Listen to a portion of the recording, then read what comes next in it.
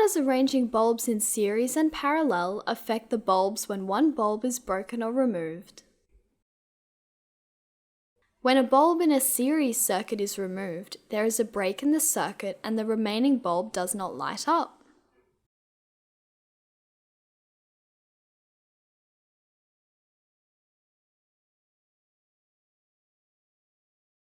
When a bulb in a parallel circuit is removed, there is still a closed path along which electricity can flow and the remaining bulb still lights up.